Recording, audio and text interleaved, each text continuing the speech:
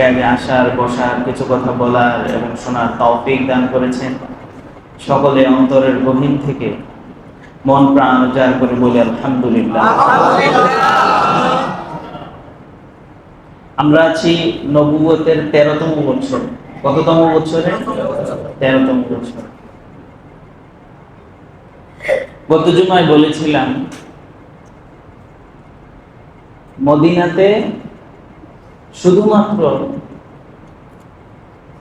প্রয়োজনের তাগিদে কিছু সংখ্যক সাহাবী মক্কায় রয়ে গিয়েছেন, বাকি অধিকাংশ সাহাবারাই মক্কা থেকে মদিনায় হিজরত করে চলে গিয়েছে। রয়ে গিয়েছেন হযরত আবু বকর, হযরত আলী রাদিয়াল্লাহু তাআলা আনহুমা এবং অন্যান্য আরো কয়েকজন সাহাবী যারা বিশেষ কোনো কারণে যেতে পারছেন না এখনো। আর আছেন আল্লাহর রাসূল সাল্লাল্লাহু আলাইহি ওয়াসাল্লাম। মদিনায় যে মুসলমানদের একটা নতুন ঘাঁটি হতে যাচ্ছে, এটা মক্কার কাফেররা বুঝতে পারছে। যদি কোনোভাবে নবীজি মক্কা ছেড়ে মদিনায় চলে যেতে পারেন, তাহলে খেলাফতে এই বিষয়টার আভাস পাইছে কারা? মক্কার কাফেররা। তারা বুঝতে পারছে যে এই মুহূর্তে যদি আমরা তাকে প্রতিহত না করি, এই মুহূর্তে যদি আমরা তাকে শেষ করে না দিই, তাহলে অবস্থা অন্যদিকে মোড় নেবে। দারুন নাদওয়া একটা জায়গা আছে, মক্কার কাফেররা দারুন নাদওয়াতে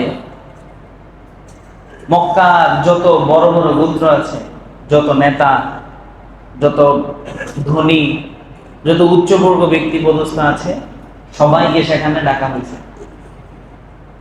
ডাইকা এবার তারা একটা চূড়ান্ত সিদ্ধান্ত নেওয়ার জন্য বসছে, আমরা কি করতে পারি এখন।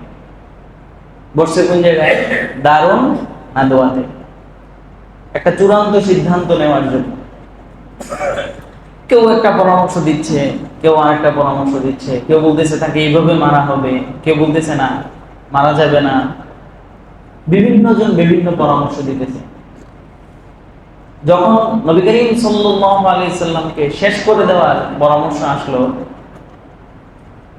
এখন তারা বলতেছে যে মুহাম্মদ হচ্ছে কুরাইশ গোত্রের, তার গোত্রের লোকেরা তো আমাদেরকে ছাড়বে না। যদি তারা আমরা কোনো গোত্র হত্যা করি, তাহলে তো আমাদেরকে শেষ করে ফেলবে। তাদের সাথে যুদ্ধ করলেও আমরা পারবো না। এই মুহূর্তে হত্যার সিদ্ধান্তটা তো একটু ভয়াবহ। কি করব? তো সর্বশেষ সিদ্ধান্ত হয়েছে যে মক্কায় যতগুলো গোত্র আছে, প্রত্যেক গোত্র থেকে সবচেয়ে শক্তিশালী, সবচেয়ে সাহসী পুরুষ যে, তাকে রাখা হবে। এমন আরবে 40-50টা যতগুলো গোত্র আছে, সব গোত্র থেকে একজন করে এমন যুবক থাকবে। তাহলে সবাই মিলে যখন হত্যা করবে, সবার বিরুদ্ধে এককভাবে কুরাইশরা যুদ্ধে নামতে ভয় পাবে। ফলে সকলের পক্ষ থেকে মারা হয়েছে, হত্যা করা হয়েছে বলে তারা আর সাহস পাবে না আমাদেরকে কিছু বলতে। এটাই হয়েছে সর্বশেষ চূড়ান্ত সিদ্ধান্ত, যে আমাদের প্রত্যেক গোত্র থেকে একজন একজন করে থাকবে এবং তার বাড়িঘর গ্রাও করে তাকে আমরা হত্যা করব। বিষয়টা বুঝতে পেরেছেন?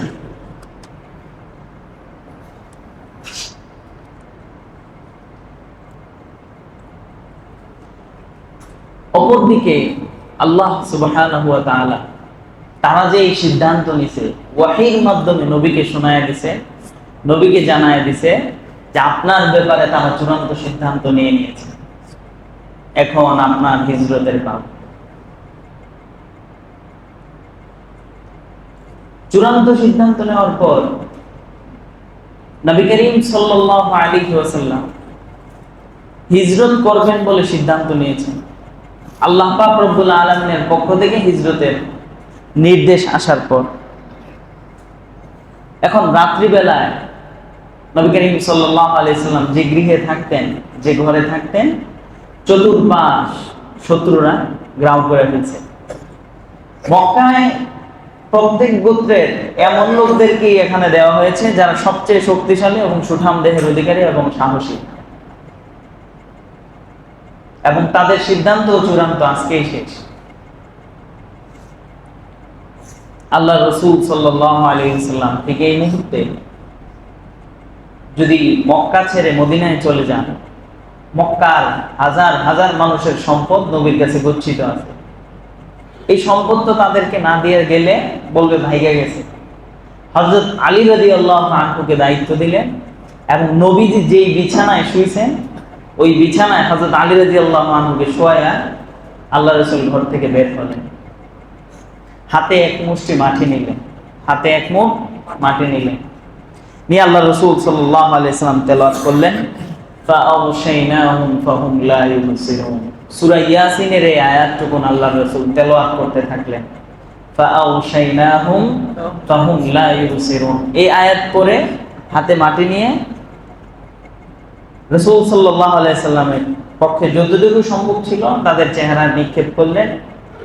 তাদের সকলের সামনে দিয়ে আল্লাহর রাসূল পথ ত্যাগ করলেন, নবীজির গৃহ ত্যাগ করলেন, কিন্তু কেউ টের পেল না। অমনি অদৃশ্য থেকে আওয়াজ আসলো যে তোমরা যার অপেক্ষায় আছো সে তো নাই। শয়তান আওয়াজ দিছে। তারা দেখতেছে নবীজি বিছানায় ঘুমন্ত অবস্থায় আছে। তো বিছানায় যেহেতু ঘুমন্ত, তাহলে কারো কথা শোনার টাইম আছে? তাদের কল্পনাতেও ছিল না যে এখানে ভিন্ন কেউ আসবে, আর সবাই তো এখানেই উপস্থিত, সকলেই সজাগ। এখন মুহাম্মদ ছাড়া বিছানায় যে ঘুমিয়ে আছে অন্য কেউ হতে পারে না।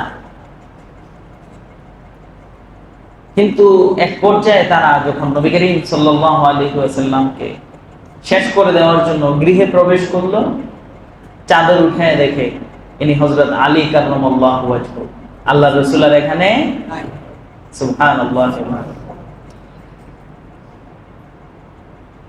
এখন আলী রাদিয়াল্লাহু আনহুকে আসলেই মক্কার লোকেরা, তাদের ভিতরে এই ভুল ছিল, শত্রু যে তাকেই মারবে, এছাড়া ভিন্ন কাউকে তারা কিছুই করতো না। এখন আলী তো আর তাদের শত্রু না, তাদের শত্রু তো মুহাম্মদুর রাসূলুল্লাহ সাল্লাল্লাহু আলাইহি সাল্লাম।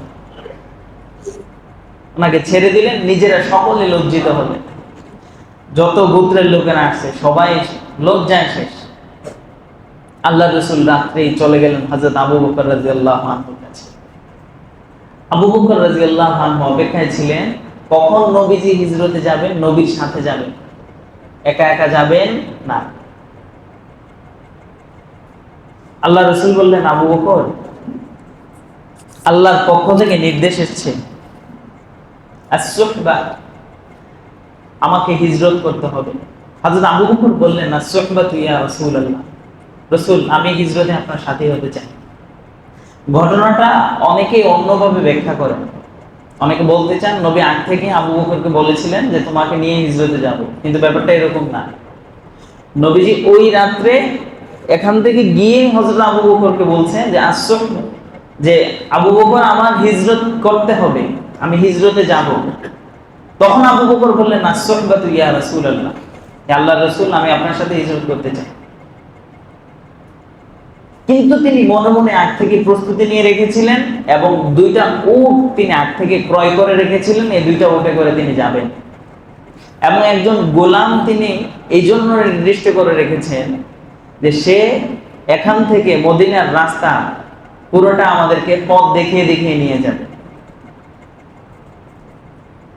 নবী করিম সাল্লাল্লাহু আলাইহি ওয়াসাল্লাম তিনাকে হযরত আবু বকর দুইটি উট রেখেছিলেন, একটি নবীজিকে দিলেন আর একটি নিজে রাখলেন। আল্লাহ রাসূলকে যখন দিলেন বললেন, আবু বকর এর বিনিময় নাও। আল্লাহ রাসূল সাল্লাল্লাহু আলাইহি সাল্লামকে আবু বকর বললেন, ইয়া রাসূলুল্লাহ, না, এটা আপনার জন্য হাদিয়া। তো অনেক পিরাপিরি করার পরও তিনাকে এর বিনিময় দিতে পারলেন না, হাদিয়া হিসেবেই তিনি পরে রাখতে বাধ্য হলেন আল্লাহ রাসূল।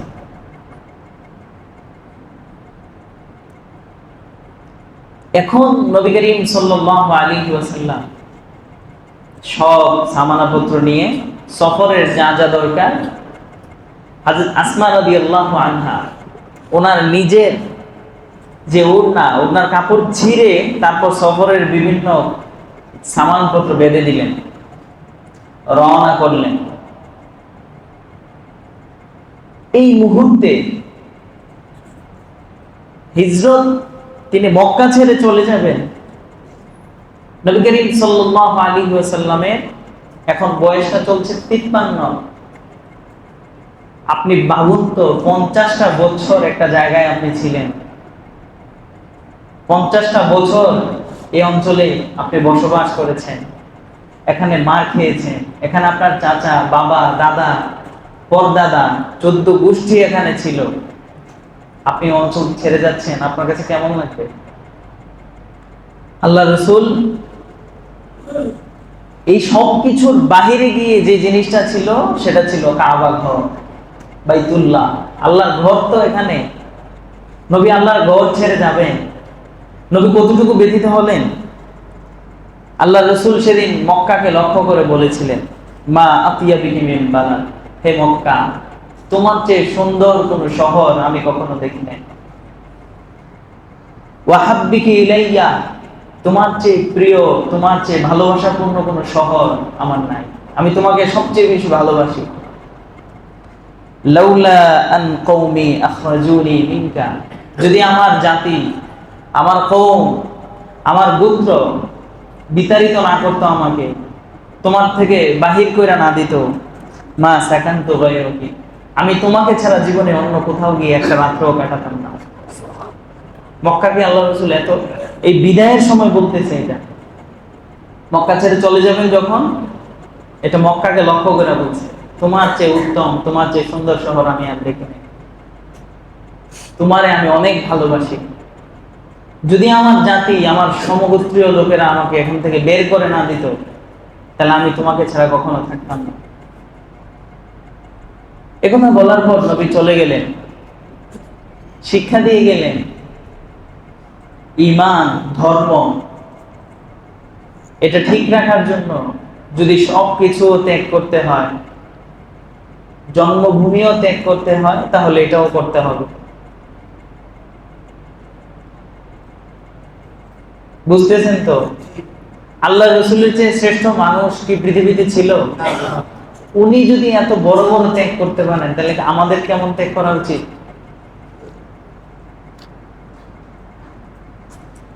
তারপর এখান থেকে গারে সাউর, ওখানে গিয়ে অবস্থান করলেন। তারা সংবাদ পেয়ে সাথে সাথে পিছন ধাওয়া করতে লাগলেন। এখন আল্লাহ রাসূল সাল্লাল্লাহু আলাইহি ওয়াসাল্লাম, হযরত আবু বকর সিদ্দিক রাদিয়াল্লাহু আনহু একবার নবীজির সামনে হাঁটে, আরেকবার নবীর পিছে হাঁটে। কয়েকবার এমন দৃশ্য। আবু বকরকে আল্লাহ রাসূল জিজ্ঞেস করলেন, আবু বকর, আমি দেখলাম একবার তুমি আমার সামনে হাঁটো, আবার আরেকবার আমার পিছনে চলে গিয়ে পিছনে পিছনে হাঁটো, কারণটা কি? আবু বকর বললেন, ইয়া রাসূলুল্লাহ, আমার কাছে যখন মনে হয় যে শত্রুরা সামনের দিক থেকে আক্রমণ করবে, আমি তখন সামনে চলে যাই। আবার আমার কাছে যখন মনে হয় যে পিছন দিক থেকে শত্রু আসতেছে, আমি তখন পিছনে চলে যাই, যেন আপনাকে রক্ষা করতে পারি, আগে যেন আমার উপর আক্রমণ আসে। এভাবে যেতে যেতে হেরা গুহায় অবস্থান করলেন। যখন গুহার কাছাকাছি গেলেন, আল্লাহ রাসূলকে বললেন হযরত আবু বকর, ইয়া রাসূলুল্লাহ, আপনি একটু দাঁড়ান, গুহার ভিতরের জায়গাটা আমি একটু পরিষ্কার করে নিই, ভিতরে কোনো ছিদ্র আছে কিনা ওগুলো আমি ছিদ্রগুলো একটু মাইরা দিই। তখন হযরত আবু বকর রাদিয়াল্লাহু আনহু গুহার ভিতরের অংশ পরিষ্কার করলেন, গুহায় যে ছিদ্র যেভাবে যেভাবে মারলেন, নিজের জামা এটা সেটা দিয়ে আরো যে সামানপত্র আছে, কিন্তু একটা ছিদ্র তিনি এখনো বন্ধ করতে পারেননি। এমন তো অবস্থায় আল্লাহ রাসূলকে নিয়ে গুহার মধ্যে অবস্থান করলেন দুজন, হযরত আবু বকর সিদ্দিক রাদিয়াল্লাহু আনহু। নবী মাথা মুবারক নিজের কোলে রেখে নবীকে শুইতে দিলেন। আর ওই যে একটা গুহা খালি ছিল, ওই গুহায় তিনি নিজের এক পা দিয়ে আটকে রাখছেন। কুদরতের কি কারিশমা! এই গুহার সাপটাও আল্লাহ রসুলকে একটা নজর দেখার জন্য অপেক্ষায় ছিল। এটা কোনো কোনো সিরাতের কিতাবে লিখছে, আল্লাহ রসুলকে একটা নজর দেখার জন্য। এই জন্য সে বাধ্য হয়েই হযরত আবু বকরকে কামড় দিয়েছে। অনেকে ভিন্নভাবে ব্যাখ্যা করে, কিন্তু অধিকাংশ সিরাতবিদগণ এভাবে বলেন যে সাপটা নবীকে দেখার জন্য বাধ্য হয়েই আবু বকরকে কামড় দিয়েছে, নয়তো নবীর সাহায্যকারী ওনাকে কামড় দিত কখনো না। কামড় দেওয়ার পর হযরত আবু বকর তো বিষে পুরো শরীর বিষাক্ত হয়ে গেছে, ব্যথায় এক ফোঁটা চোখের পানি নবীর দেহ মোবারকে পড়লে নবী সজাগ হয়ে গেছে। নবী তখন থুতু লাগিয়ে দেওয়াতে ওই বিষের ক্রিয়া সাথে সাথে নষ্ট হয়ে যায়। কিন্তু পরবর্তী সময়ে উনি যখন মৃত্যুবরণ করছে, এই বিষের আঘাতেই পরবর্তী সময়ে উনি ইন্তেকাল করছে। মৃত্যুর সময়ে ওনার শরীর বিষাক্ত হয়েছিল, এই বিষাক্ততার মাধ্যমে তিনি ওই তখন ইন্তেকাল করছে। কিন্তু তাৎক্ষণিকভাবে রাসূল সাল্লাল্লাহু আলাইহি সাল্লামের থুতুর মাধ্যমে তিনার ওই বিষক্রিয়া নষ্ট হয়ে যায়। আর এই মুহূর্তে অল্প সময়ের ভিতরে আল্লাহ পাক রব্বুল আলামিন মাকড়সা পাঠান। মাকড়সা এসে গুহার সামনের অংশে জাল বুনে, দুটি কবুতর পাঠান বাসা নির্মাণ করে, কবুতর সেখানে ডিম পারে। মরুভূমিতে যদি কেউ হাঁটে তাহলে তাদের পায়ের চিহ্ন বোঝা যায় স্পষ্ট। পায়ের চিহ্ন অনুসরণ করে করে করে করে তারা হেরা গুহা পর্যন্ত আসে, গারে সৌর। এখানে আসার পর হযরত আবু বকর কান্নাকাটি শুরু করে দিয়েছে, ইয়া রাসূলুল্লাহ, যদি মাথাটা একটু নোয়ায় তাহলে তো আমরা শেষ, দেখে ফেলবে। তারা যখন দেখলো যে এখানে মাকড়সার বাসা, পাখির বাসা, ডিম আছে, তাহলে যদি কেউ যাইতো মাকড়সার বাসা এখানে থাকা সম্ভব? তো তাদের এটা স্পষ্ট বিশ্বাস যে এখানে নাই, হয়তো অন্য কোথাও চলে গেছে। তো শেষ পর্যন্ত তারা নিচের দিক তাকায় নাই, সোজা চলে গেছে, ব্যর্থ হয়ে চলে গেছে। এদিক দিয়ে আল্লাহ পাক রব্বুল আলামিন ওনাদের দুজনকে রক্ষা করলেন। আল্লাহ রাসূল হযরত আবু বকরকে বললেন, ইন্নাল্লাহা মা'ানা, আবু বকর ভয় পেও না, আল্লাহ আমাদের সাথে আছে। আবার হযরত আবু বকরকে বললেন, আবু বকর কিসের ভয়, যে দুইজনের সাথে তৃতীয় জন আল্লাহ আছে। এভাবে সাহাবাকে হযরত আবু বকর রাদিয়াল্লাহু আনহুকে সান্ত্বনা দিলেন এবং আল্লাহর দয়ায়, আল্লাহর অনুগ্রহে তিনারা বেঁচে গেলেন। ওদিক থেকে মক্কায় নতুন করে সংবাদ প্রচার হলো, কেউ যদি মুহাম্মদকে ধরতে পারে তাহলে তাকে 100 উট পুরস্কার দেওয়া হবে।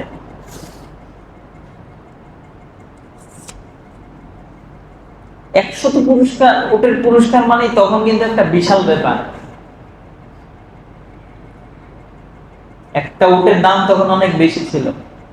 তো এই সংবাদ শুনে সুরাকা নামক এক ব্যক্তি, সে হেরা গুহার পরে যখন তিনারা রওনা করলেন, ওই পায়ের চিহ্ন অনুসরণ করে করে করে করে আবারও নবী করিম সাল্লাল্লাহু আলাইহি সাল্লাম দের কাছে পৌঁছার চেষ্টা করলেন। রাসূল সাল্লাল্লাহু আলাইহি ওয়াসাল্লাম সমুদ্র তীরের কাছাকাছি যখন গেলেন, সুরাকা তার ঘোড়াটা প্রথমবার হুচট খেয়ে ঘোড়া পড়ে যায়, সেও পড়ে যায়। সে তবু আবার ঘোড়াতে উঠে আবার রওনা করল, রওনা করে করে আবার হুচট খায়, আবার পড়ে যায়। তৃতীয়বার রওনা করার পর হুচট খেলো, পড়ে গেল এবং অসুস্থ হয়ে গেল, আহত হয়ে গেল। দূর থেকে ডাক দিলেন, আমি সুরাকা, হে মুহাম্মদ, আমি সুরাকা, আমার কথা শোনো। তোমাদের পক্ষ থেকে আমি তোমাদের কোনো ক্ষতি করব না, আমাকে একটা চিঠি দাও বা একটা কিছু দাও। বুঝতে পারলেন সুরাকা কি বললেন? আল্লাহ রাসূলকে বললেন তার কাছে তো আল্লাহ রসুল না, তার কাছে তো মোহাম্মদ। সে বলল, মোহাম্মদ তোমার পক্ষ থেকে আমাকে একটা কিছু দাও। আল্লাহ রসুল সাল্লাল্লাহু আলাইহি ওয়াসাল্লাম সুরাকার কাছে আল্লাহ রসুল এই বার্তা দিলেন যে পারস্য সম্রাটের নগিনা মাথার মুকুট একদিন তোমাদের হাতে আসবে। এই কথা সে একটা হাড্ডির মধ্যে লেখা, আল্লাহ রসুল বলছে, সে হাড্ডির মধ্যে লেখা চলে গেছে। এবং তাকে শর্ত দিছিল যে আমাদের এই সফরের কথা কাউকে তুমি বলবা না। সে বলছে আচ্ছা ঠিক আছে, আমি বলবো না। আল্লাহ রসুল সাল্লাল্লাহু আলাইহি সাল্লাম ভবিষ্যৎবাণী দিলেন তার কাছে যে পারস্য সম্রাটের যে মুকুট, নগিনা, আংটি, এগুলো তোমাদের হস্তগত হবে। হযরত ওমর রাদিয়াল্লাহু তাআলা আনহুর জামানায় পারস্য মুসলমানদের অধীনে আসে।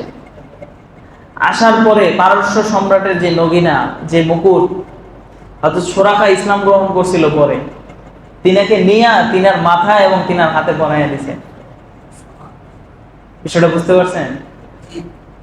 এই নবীর ভবিষ্যৎ কত আগে, নবী নাই, নবী ইন্তেকালের প্রায় 10 বছর পরে পারস্য মুসলমানদের হস্তগত হয়েছে। তো এইভাবে আল্লাহ রসুল সাল্লাল্লাহু আলাইহি ওয়াসাল্লাম চলতে থাকলেন। যেতে যেতে ক্ষুধার তাড়নায়, আচ্ছা, হেরা গুহায় আল্লাহ রসুল 3 দিন অবস্থান করছে। এই 3 দিন কিন্তু নবী করিম সাল্লাল্লাহু আলাইহি সাল্লামদের জন্য খাবার নিয়ে আসছিলেন আসমা বিনতে আবু বকর এবং আব্দুল্লাহ, এই দুজন তিনাদের জন্য খাবার নিয়ে আসতেন। তো চলে যাওয়ার পর মাঝখান দিয়ে আর খাবার আনার কোনো ব্যবস্থা ছিল না, খাবারের ব্যবস্থা ছিল না। একদম মরুভূমির মাঝপথে একটা বাড়ি ছিল। সেই বাড়ির পাশ দিয়ে আল্লাহ রসুল সাল্লাল্লাহু আলাইহি সাল্লাম যাচ্ছিলেন এবং দেখতে পেলেন একটি বকরি। রাসূল সাল্লাল্লাহু আলাইহি ওয়াসাল্লাম, বকরির মালিক ছিল উম্মে মাবাদ, মহিলা। তো মহিলার কাছ থেকে অনুমতি নিয়ে বকরিটি মরুভূমির মাঝখানে, খাবার দাবারও তেমন ভালো ছিল না, একদম ওলান শূন্য একটা বকরি, আল্লাহ রসুলের কাছে বকরিটি আনতে বললেন। নবী বকরিটি আনলে ওলানে হাত দিলেন, আল্লাহর নাম নিয়ে, দুধে টইটম্বুর হয়ে গেল। হযরত আবু বকরকে বললেন দুধ দহন করতে, দুধ দহন করলেন। মহিলাকে আগে খেতে দিলেন, হযরত আবু বকরকে খেতে দিলেন, তারপর নিজে পান করলেন। পান করার পর অবশিষ্ট আরেক পেয়ালায় দুধ ভরপুর করে মহিলাকে বললেন তোমার স্বামীর জন্য নিয়ে যাও। এই মহিলা তার এই দুধের কৌটা নিয়ে, ভাণ্ড নিয়ে স্বামীর কাছে গেছে। যাওয়ার পর স্বামীকে বললেন যে এমন এমন ব্যক্তি আমাদের এখানে আসছিল, এরকম এরকম করছে, দুধ আসে, তোমার জন্য পাঠাইছে, তিনি চলে গেছে।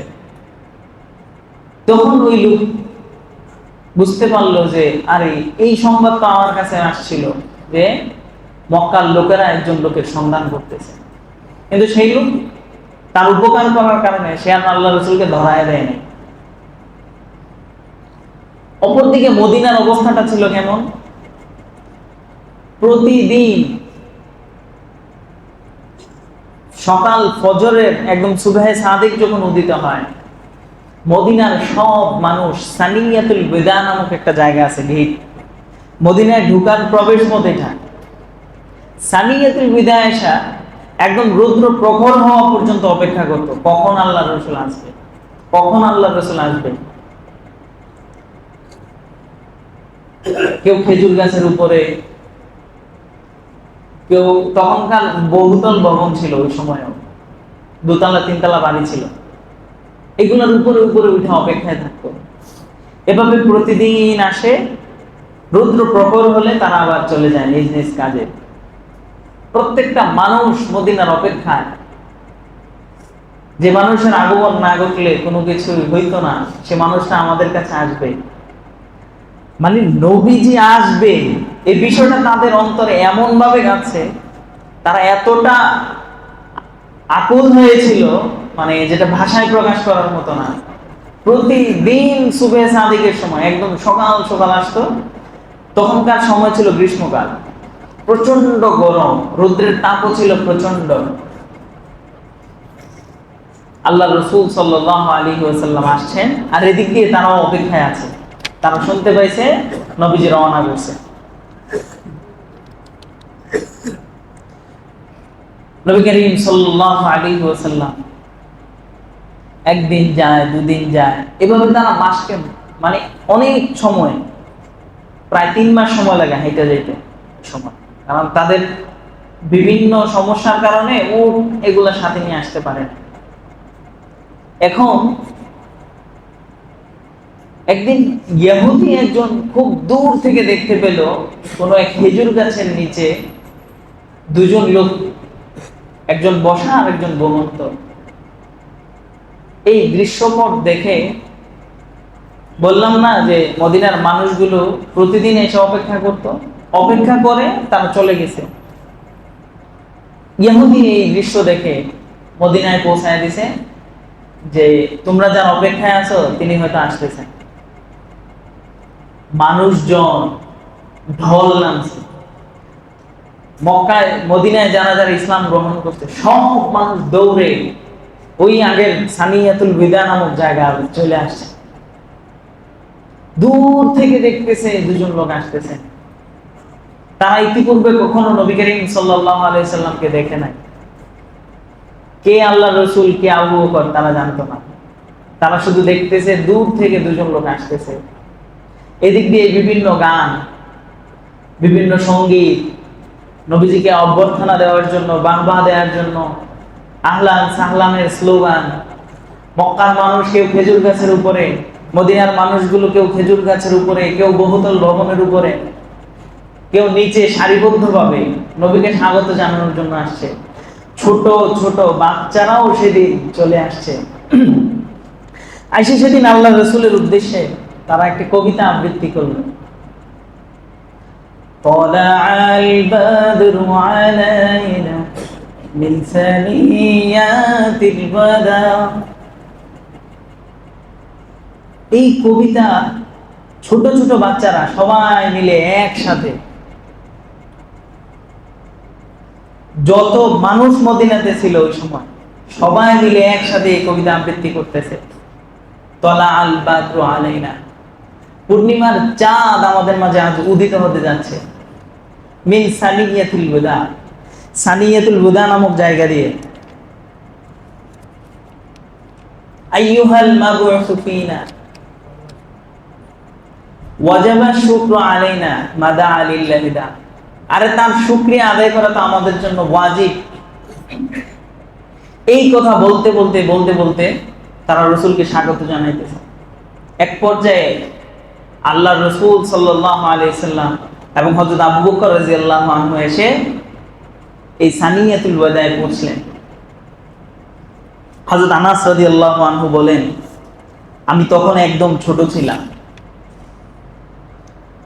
হযরত আনাস রাদিয়াল্লাহু আনহু বলেন, আমি তখন একদম ছোট ছিলাম। মদিনার কোনো মানুষকে ইতিপূর্বে এত আনন্দ আর এত উদযাপন করতে দেখি নাই। মদিনার কোনো মানুষকে এত খুশি আমি আর কখনো দেখি নাই। সকলের কবিতা আবৃত্তি তো করছে ছোট ছোট বাচ্চারা সবাই, সকলের মুখে একটাই ধ্বনি সেদিন ছিল, আল্লাহু আকবার জা রাসূলুল্লাহ, আল্লাহু আকবার জা মুহাম্মদ, আল্লাহু আকবার জা মুহাম্মদ, আল্লাহু আকবার জা রাসূলুল্লাহ।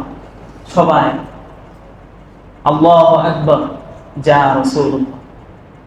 আল্লাহ রাসূল এসেছেন, আল্লাহ মহান, আল্লাহ রাসূল এসেছেন, রাসূল সাল্লাল্লাহু আলাইহি সাল্লাম এসেছেন, মুহাম্মদ সাল্লাল্লাহু আলাইহি সাল্লাম এসেছেন।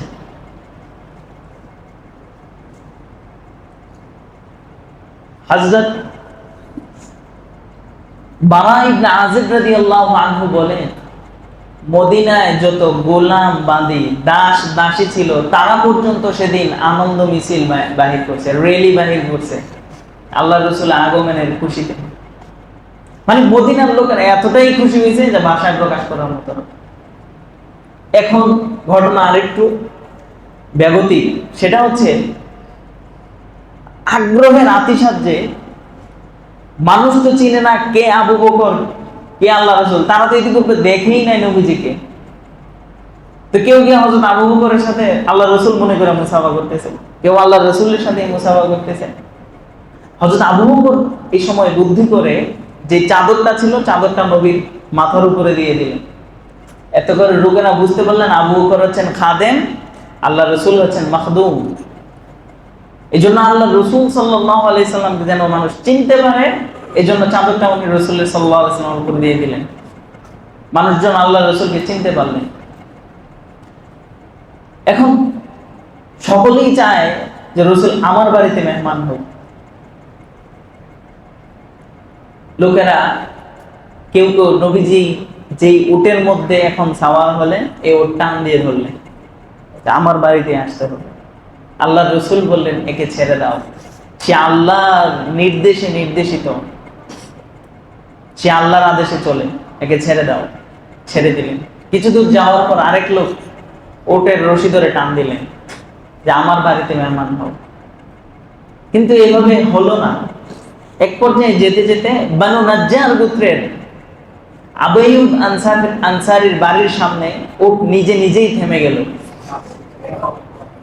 বর্তমানে মসজিদে নববীর যে দরজা, এই দরজাটায় উটটা প্রথম বসছিল হযরত আবু আইয়ুব আনসারী। সব মানুষজন রশি টেনে টেনে এখানে আল্লাহ রাসূলকে আহ্বান করতেছে, আর উট নিজে এখানে বসে গেছে। ওনার কি খুশির কোনো শেষ আছে? হযরত আবু আইয়ুব আনসারী রাদিয়াল্লাহু আনহু ভবন ছিল দোতলা বিশিষ্ট। তিনি দোতলায় থাকতেন।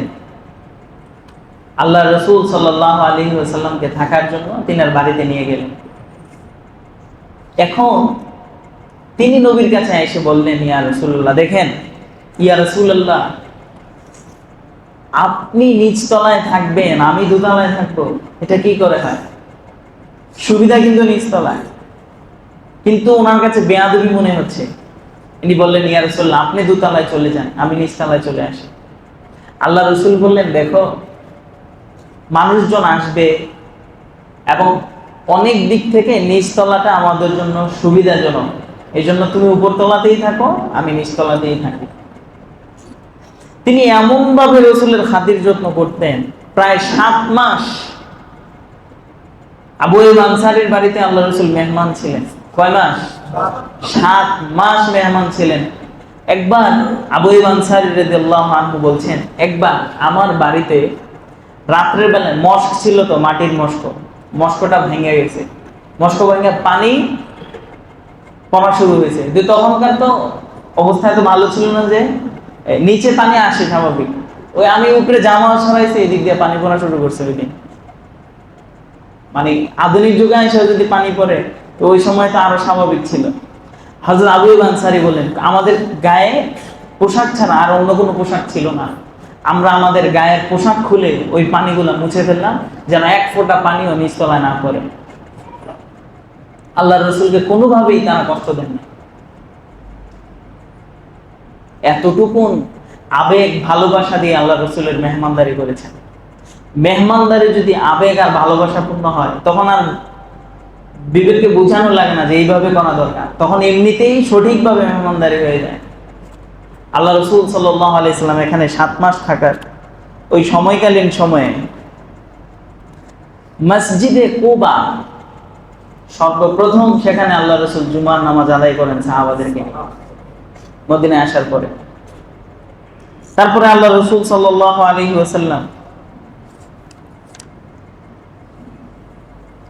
মসজিদে নববীর ঘর নির্মাণ করার জন্য প্রস্তাব করলেন।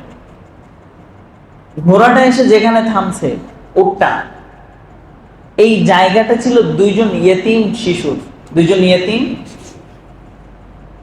ইয়েতিমের জায়গা। এই ইয়েতিম দুজনকে আল্লাহ রাসূলের কাছে ডেকে পাঠানো হলো। আল্লাহ রাসূল তাদের কাছ থেকে জায়গাটা ক্রয় করার জন্য বললেন, তাদের অভিভাবক সহ প্রত্যেককে। তারা কোনোভাবেই রাজি হলো না জায়গাটা বিক্রি করবে। তাদের কথা হলো, ইয়া রাসূলুল্লাহ, এটা আপনাকে এমনিতেই হাদিয়া দিলাম আমরা।